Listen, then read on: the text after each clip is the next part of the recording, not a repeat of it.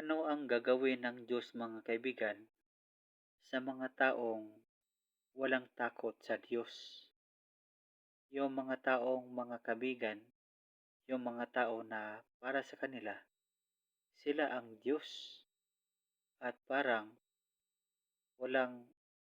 walang otoridad ang Diyos sa kanila. Ano ang gawin ng Diyos sa kanila mga kaibigan? Sinabi dito sa Jeremias chapter 23 verse 20. Ang galit ni Jehovah ay hindi huhupa hanggang sa matupad at magawa niya ang nasa puso niya. Sa huling bahagi ng mga araw ay malinaw ninyo itong mauunawaan.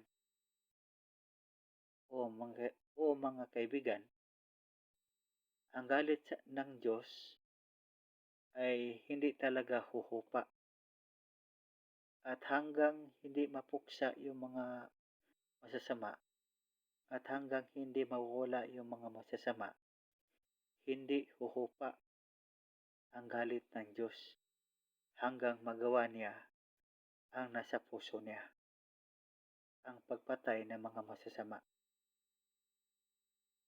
At ito ang ating tandaan mga kaibigan sa ating panahon. Sinabi dito sa teksto, sa huling bahagi ng mga araw ay malinaw ninyo itong mauunawaan. O mga kaibigan, dapat nating tandaan sa ating mga araw, sa ating panahon, na pag dumating ang galit ng Diyos at gagawin na niya ang nasa puso niya, ay malinaw natin itong maunawaan. Pero huli na ang lahat mga kaibigan dahil ginawa na ng Diyos ang nasa puso niya.